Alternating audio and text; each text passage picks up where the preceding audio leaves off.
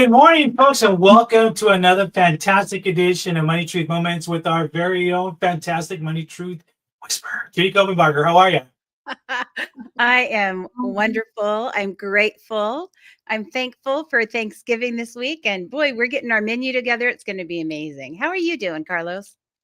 I'm doing fantastic. I love the fact that we Thanksgiving lands on a very, we're on this week of just gratefulness and a lot of great things. And today, folks, if you're just joining us for the first time, welcome. This is a very special show, and it's all about thankful and being grounded, right? Finding peace in what you already have versus what you don't have, right? So if you are just joining us for the first time, make sure you're following Judy at judycopenbarger.today. Stick around, share the show, because this is going to be one of those fun, epic episodes that you just don't want to miss. So what do you say we get started, Judy? I'm ready. Let's do it. Okay, so right out of the gate, Judy, with Thanksgiving here, what does this season personally mean to you? It's we kind of live with gratitude and gratefulness and sharing. We just kind of like to live that way. But what I love is there's a whole conversation across the country about that this time of year. So people start to think about what they're grateful for and think about, I kind of my family's not perfect, but I kind of like them, I kind of like that I get to live here. But how can you have the life that you have? So here we are. I'm in Southern California.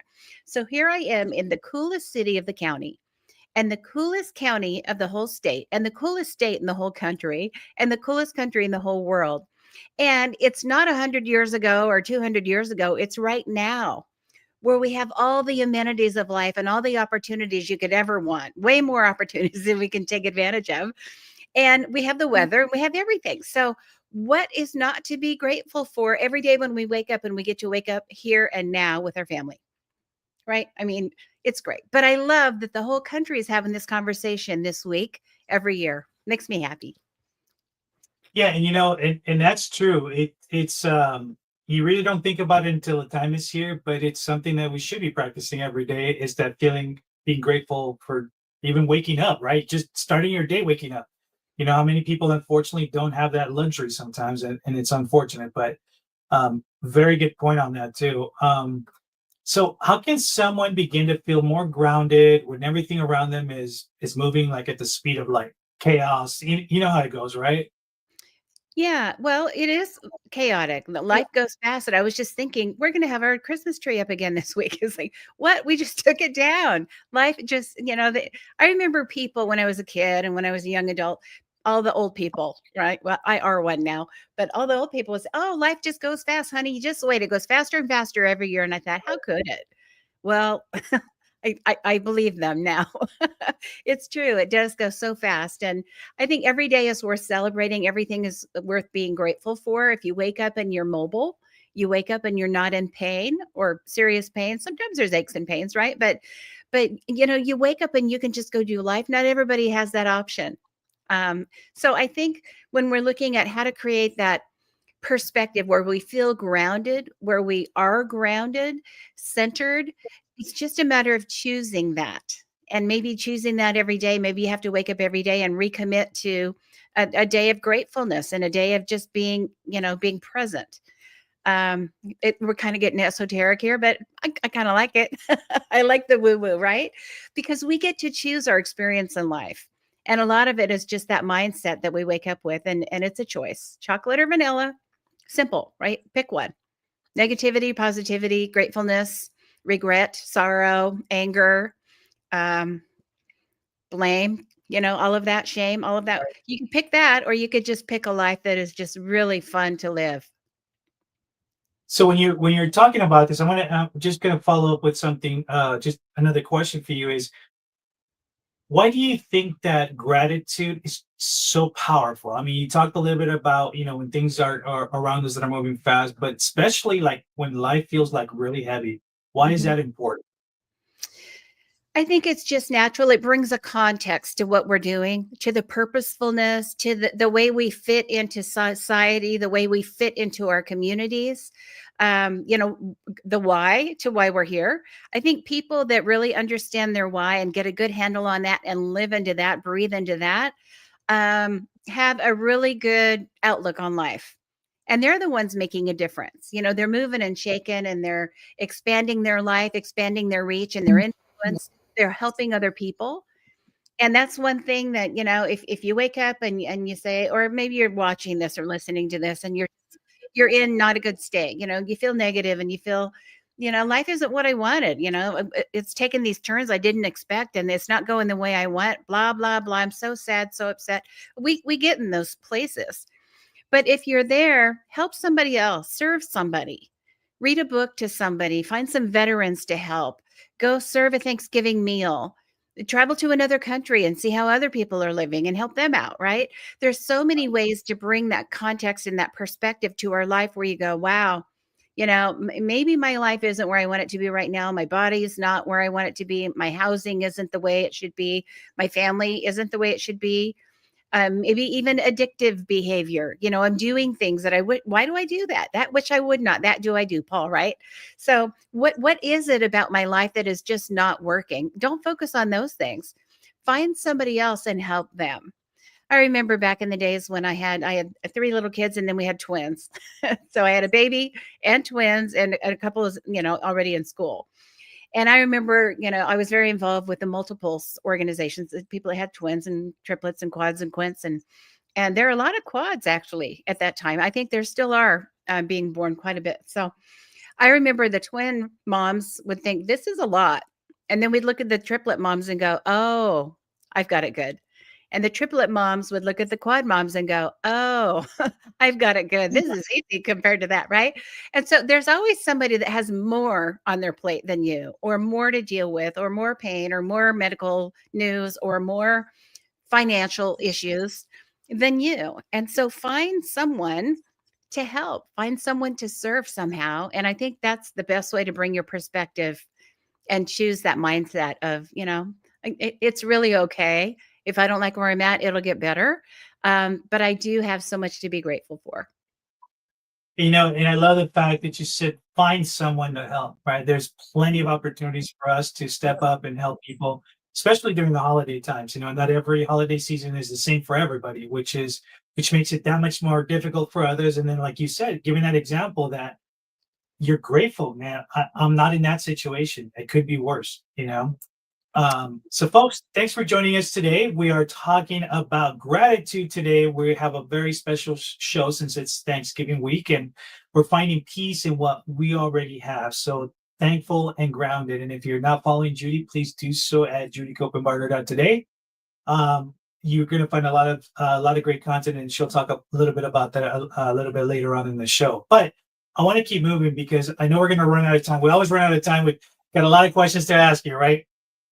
So, in your experience, like what are some signs a person may be stuck in comparison or burnout instead of just being in gratitude? Well, things come up every day. And if you're in solution mode, like you're looking for ways to make things more, better, different, that's a sign that you're in a good place.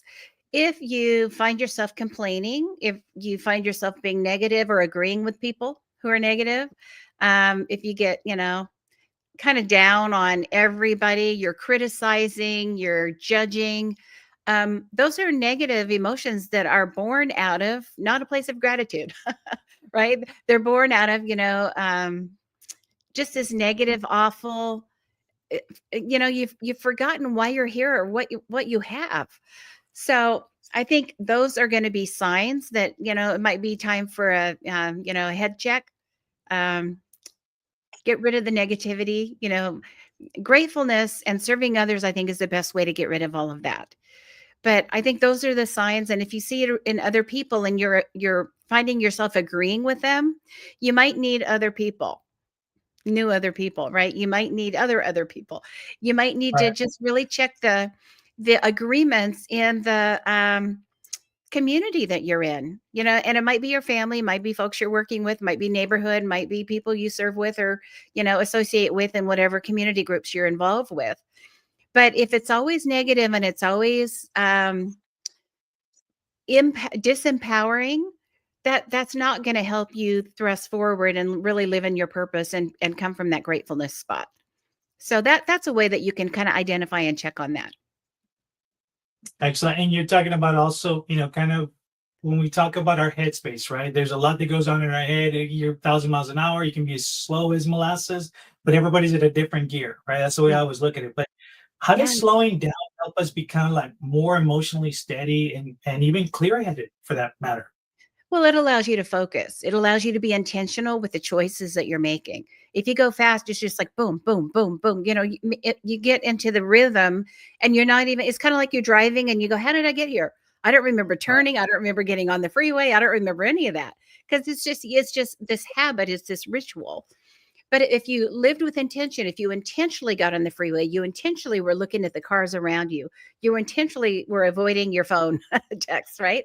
If you were intentionally doing all those things, you would remember the experience that you've had. And so I think it's really sad people that go through life and go boom, boom, boom, boom, boom. And then it's like, oh, another week went by, another year went by. I don't even know what happened. I forgot to celebrate along the way and live with intention. So intentionality can really go a long way toward living in this, this really great space where you live your life. Yeah. And that's one thing you just said. It's I think a lot of us, including myself, are guilty of that. You're in that autopilot mode that you go, go, go. You realize Sunday night, okay, tomorrow we begin a new week. Next thing you know, you're like halfway through the week, we're at the end of the week again. And here we go, all over. But it's that old saying, right? Like slow down, take time to smell the roses, which we don't really do because we're always go, go, go, right? Well, you So have to I want plan. to ask, Oh, say again. yeah, you have to plan to do that sometimes. I'm going to plan some nothing, so I can go walk on the grass, so I can smell the roses, so I can go kiss the babies, right? I'm going to All plan right. some nothing so I can just be in the moment and be present. That yeah, you're absolutely right. And as for me, I live by my calendar and you just gave me an idea. I need to schedule some time to do that, even if it's 10, 15 minutes. Hey, go take Yeah. a walk around the neighborhood or just unplug for a moment. Yeah. Otherwise it's just this routine. So I always ask you about personal stories, and I love that our audience loves hearing about some of your personal stories. I'm going to ask you if you can share how gratitude has helped you or someone close to you through a hard time. Oh, yeah. Yeah.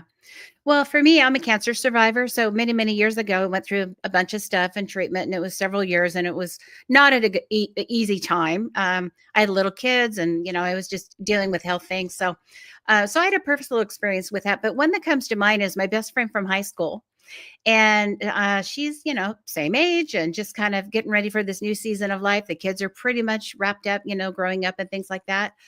But, she became a widow on Valentine's Day just this last year. It's like, wow, didn't see Wow. that coming. Yeah, Yeah. pretty suddenly. And so she has gone through this, several first months, not even a year yet, of grieving and asking why and all the questions you do, but she has a strong faith, and it's amazing to watch her gratefulness, even going through those early days, those early weeks, and memorial service and celebration of life and all of that. How grateful she and the children, their 5 kids, how grateful they are for what they have and what they have had. They're grateful for their home. They're grateful for the experiences that they've had, and she's grateful for the life that they had raising their kids and all the adventures. They live kind of up in the mountains, and so how fun that has been, and all the years that they had, and a home that they love. They actually built a castle. And I remember in high school, she said she loved knights and dragons and all the, medieval stuff and the shields and the swords and all that. She said, I'm going to build and live in a castle one day. I'm like, yeah, sure. And she did. She did. Oh, like a real castle? Really? It's a castle, Wow, yeah. Yeah, with the that's turrets and awesome. the whole yeah, it's a castle up in the mountains, yeah, it's really, really cool. And of course, they had to modify it to make it, to code, but it's a Right. castle, and it's just really cool. So, things like that they got to do together, they built the thing, so all of the experiences that they had being married 35 years, maybe probably 30, 35, I don't even know how many, but a lot, they got that. And so she's gone through this whole process, which I can't even imagine losing, a spouse this early. But she's gone through this whole process with such a grateful heart and thankfulness for what she does have, not what she has lost. And I think that's really going to serve her well going into the next, decades of life. And a great role model for the young adults in her life, her kids. Wow, that's awesome. Yeah. I'm going to tell you, since you touched on a little bit on faith, um, what role does faith or perspective play in building just a thankful life? And that was a great example of it too. But a lot of people don't think about it. You know, Yeah, well, I think everybody has a different journey with their faith. It's been very important in my life since I was a little bitty kid. But I would say faith brings a perspective. It gives meaning for me. It gives purpose. Like I know exactly why I'm here and what I'm to do. There's no question when I'm on track and when I'm off track. It's kind of a guideline for life. You know when you're moving toward the correct direction and when you're not, because you have this very clear guideline and a value system. And so it's easy. Well, that would not serve me well to give me the end result that I want in the life that I love. And that would, so it makes the choices easy. I think it was Roy Disney years ago, Walt's brother, that said something about when your values are clear, your decisions are easy, right? It's black and white. yeah, It's like chocolate or vanilla, choose. And this will get me where I want to go and this won't. And I think faith does a really good job. The biblical perspective, it has been my guidepost. And I think it just, it's clear this works and this doesn't work. And you have a whole historical account of 2,000 years or more of stuff that works. I guess a lot more if you go all the way back to the Old Testament. But meaning, purpose, a guideline, value system, and I think most importantly, that perspective, the worldview or the biblical worldview. And so to me, it's just very clear, and it just helps me do life. and I'm glad you shared that too. And I know we're kind of running out of time a little bit, so I want to try to squeeze in one more question for you. And what is one truth you want listeners today to hold close during this Thanksgiving season and beyond? One truth. Hmm. I would say, if we're in the context of the holiday, gratefulness and gratitude will translate to happiness. So whether it's happiness of having more or happiness of loving what you have, that contentment, being present and content, gratefulness will put you on the path to that or take you to the next level of that happy heart. That's a truth that I think works for me and I imagine could be very universal. Absolutely. And I'm glad I got to squeeze in that last question because folks, it's the end of the show and you know what that means, right?